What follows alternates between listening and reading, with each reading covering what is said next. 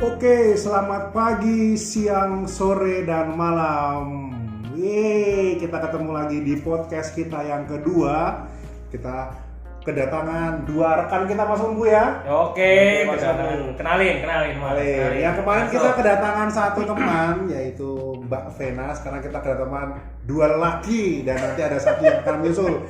Yang pertama ini cukup menarik. Dia seorang karyawan Periplus. Concernnya pada buku sangat besar, terlebih soal buku anak. Namanya Mas Cris. Yeay. Mas Cris. Yo, Mas Cris. Orang-orang normal bilangnya Mas Cris, cuman kalau dibaca ya Mas Cris ya, namanya Mas Cris. Panggilannya Cris. Jadi kalau satu kali ke Periplus, ke toko, pengen lihat siapakah di balik datangnya buku-buku di toko itu, nah itu betul. Mas Tris di situ perannya. Mas Tris ini. Dan yang kedua di sini kedatangan yang senior juga nih, Mas Meru. Wih. Silakan Mas Meru. Ya, silakan. Halo, saya Meru. Ini podcast kali ini punya ini siapa? Pendengarnya apa siapa gitu? Wah, pendengar kami beragam usia. Seberang penggemarnya gitu ada ini. Kita masih belum ketemu Mas Lembu Belum ya? belum Apa ada. nih? Iya. Good people mungkin. Good people ya, boleh lah. Oke, kita ingat ya, good people. Oke. Good people, tidak cuma Mas Tris dan kemudian Mas Meru, kita kedatangan satu Apa nih? Bude ya. Kayaknya Bude karena dia yang paling senior di antara kita semua. Dia seperti apa ya? Mungkin ibu rumah tangganya. Ibu rumah tangga. Ya, yang mengurusi mulai dari perlengkapan gelas sampai akuanya anak-anak. Iya, tapi bagi gue dia kayak bidadari loh. Bidadari. Kita sambut orang manggilnya Tante Yoyo. Silakan Tante Yoyo. Nah, Tante Yoyo ini apa ya, kerjanya di sini bingung juga ya, saking banyaknya ya. Mulai dari bukain pintu, memastikan ada karpet. Iya. Terus kalau teman-teman telepon ke Periplus pasti yang terima dia. Iya. Kalau ada proposal. Wah, sibuk sekali. Bahkan kalau pengen keluar kota pun yang beli tiket ini Tante Yoyo ini. Nah, kan itu. Mas Kris di sini, Mas Kris, Tante Yoyo sama Mas Meru ini punya concern yang sama, yaitu soal buku anak. Tapi sebelumnya saya mau bacakan nih Mas Lembu nih. Wah ya. Dari e-commerce periplus.com. Di bulan Agustus ini ya, kita punya top 10. Kita bacakan ya. Iya. Oke. Yang pertama masih bertengger di puncak pertama, buku Sapiens. Bukunya Yuval Noah Harari. Oke, yang keberapa nih Mas Meru nih? Ini buku pertama. Buku pertamanya dia ya? Buku pertama aja. Enggak salah ya. Pertama aja. Oh, hebat Mas Meru. Homo Deus? Enggak. Homo Deus? Sapiens dulu. Oh, Sapiens. Sapiens dulu. Salah. Tante Yoyo tahu ya. Tapi Sapiens ini awalnya ditulis berbahasa Ibrani.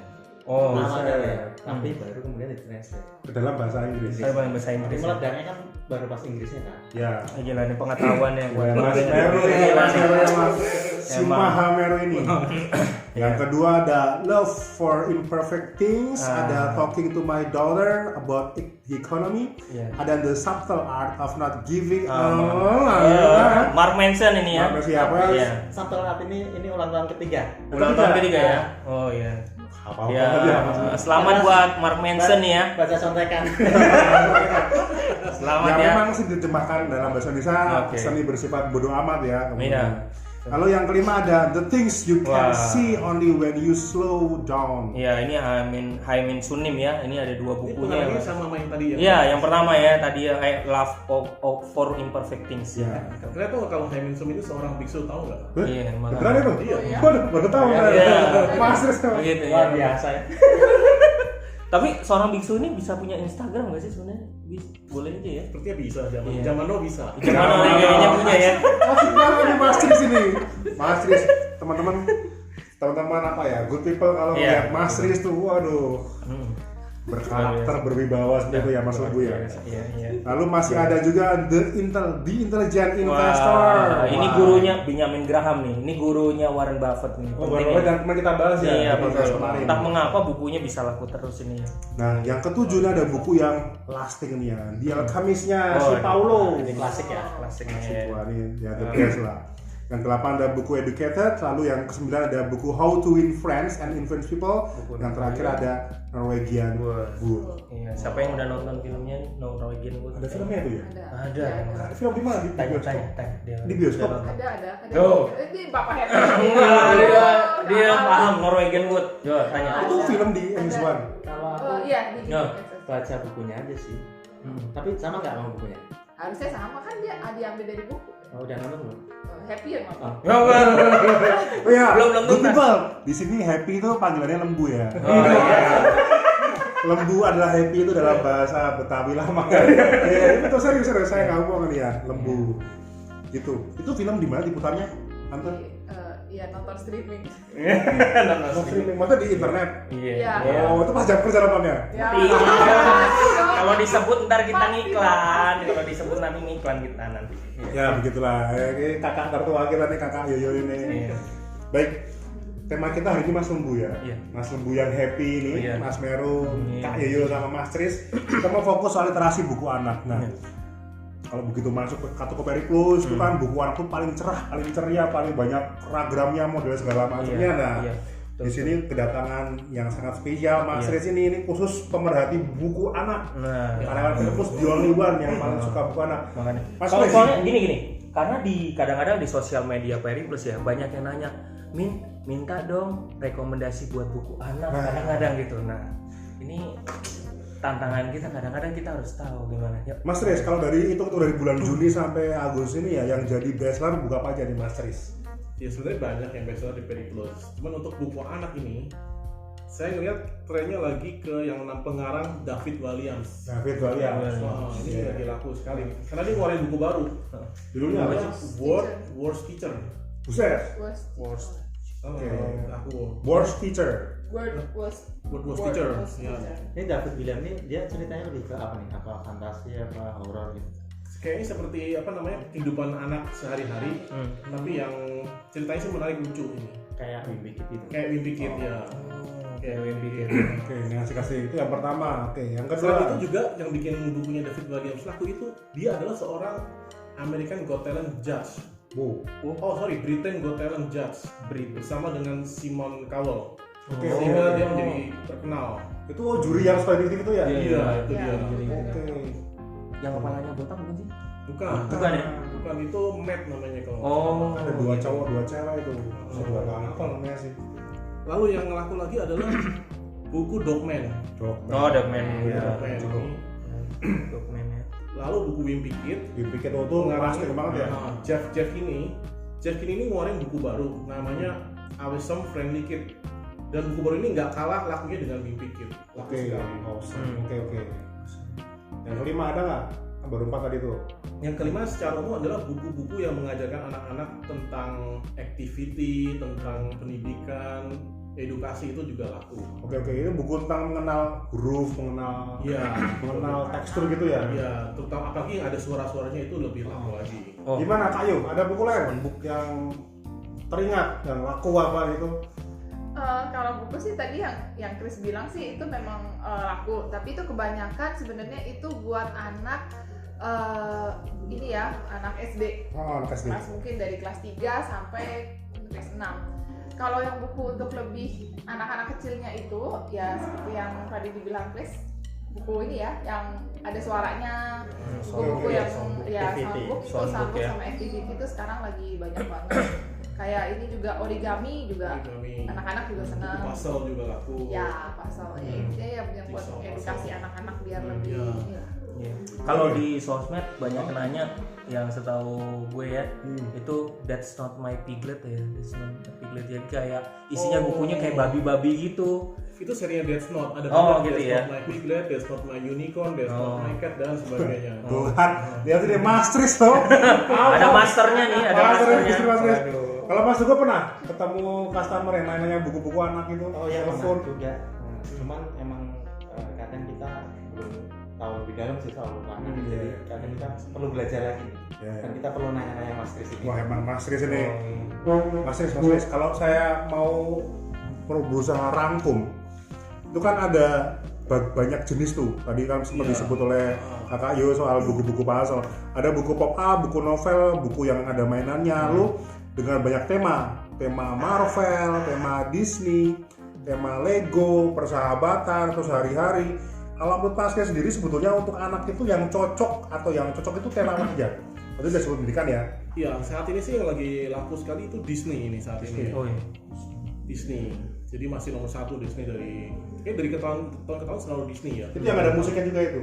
Ada musiknya. Pokoknya semua Disney rata-rata laku. Laku. Gitu. Salah satu judulnya mungkin apa ya itu ya? Salah satu judulnya mungkin yang baru lama ini Toy Story. Oh, sorry ya. Story. Saya tuh ke Disney itu pasti Iya. putri-putri loh. Oh, Lion King. Lion King. Kalau buku anak itu ngikutin tren film ya biasanya ya. Biasanya Iya. gitu. Oh. Kalau enggak mainannya, ngikutin mainannya. Iya. Mainan. Lalu Marvel juga masuk Disney itu ya sekarang ya. Marvel kan sudah dibeli Disney kan ya. Kayaknya ya. Bener ya? Anggaplah ya lah gitu. Iya, jadi Marvel ada Spider-Man Far From Home ya. Iya, Disney. kemarin kan itu ada Disney-nya logonya waktu pas Lalu Avenger ya, benar-benar. otomatis laku gitu. Itu kalau kira-kira kenapa laku tuh menurut Mas Tris yo, kira-kira si pembeli itu yang disukai apa sih? Ceritanya, karakternya, atau karena kerennya saja? Kira-kira loh Kira-kira. Mungkin pertama kali kalau orang lihat ya yaitu covernya dulu. Jadi Hmm. kalau covernya menarik, orang akan tertarik untuk lihat isinya. Oke. Nah, yang kedua tuh kalau pengarangnya sudah terkenal, itu lebih mudah buat customer untuk tahu ini si A yang ngarang kan pasti Oke, bagus oke. gitu. Lalu juga tokoh atau karakternya bisa Disney, si Frozen atau si Ya.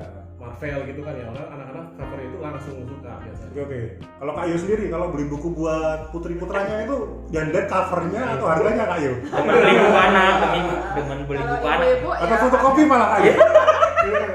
ibu-ibu ya lihat harganya, tapi ya biasanya anak-anaknya itu udah ngambil sendiri.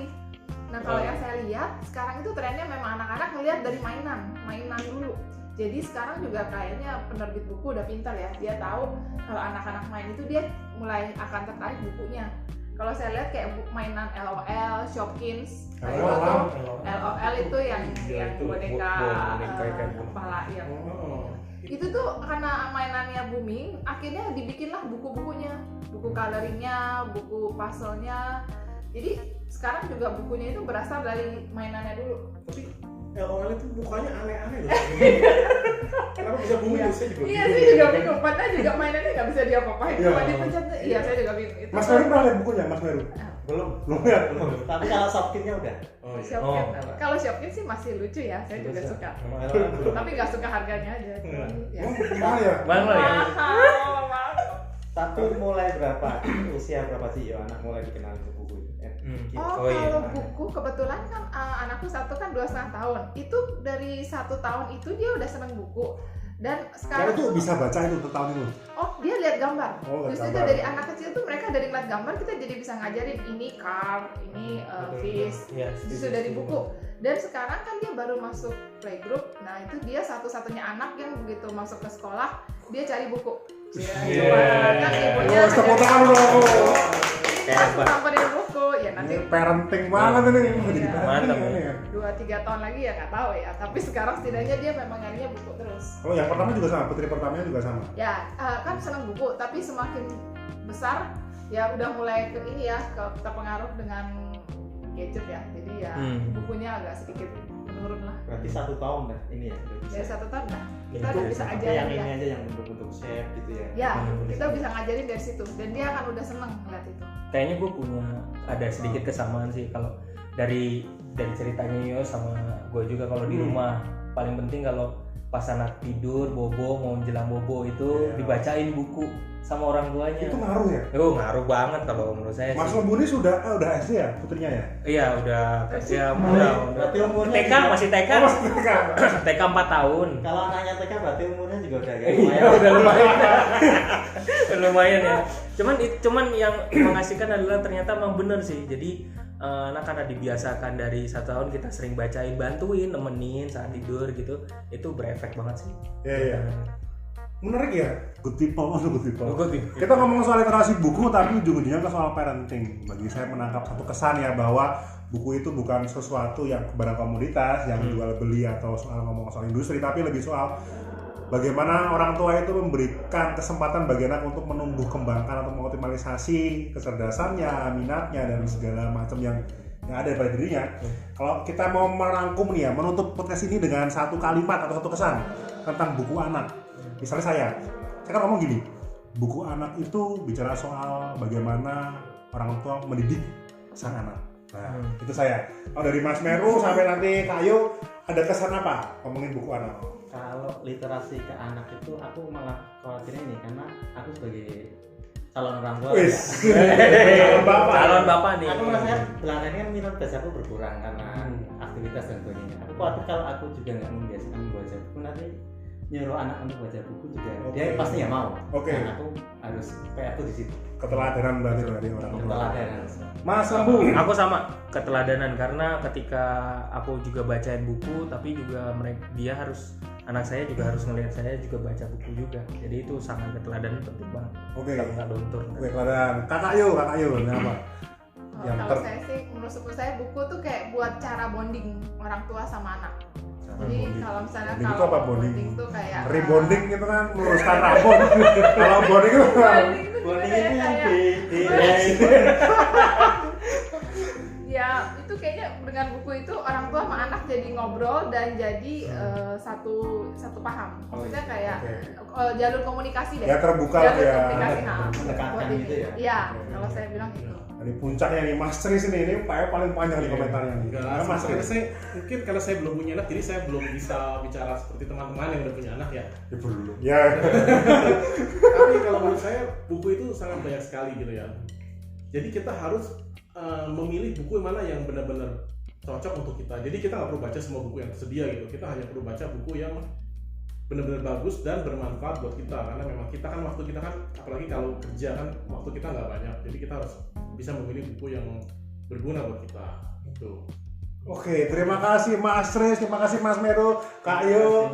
Kami Nugi dan Lembu, terima kasih sudah mau setia selama sekian 17 menit ya. Iya, 17 menit. Dengan podcast kita, semoga berguna bagi insight-insight di podcast kedua kita. Iya. Kita ketemu lagi di podcast nanti yang ketiga dengan tema apa? Nanti kita lihat aja. Tunggu aja pokoknya. Mari kita bersama-sama mengucapkan salam. 1, 2, 3. Salam. Salam apa ya? Salam apa ya? Salam Periplus ya. Iya, salam 1, 2, 3. Salam Periplus. Terima kasih.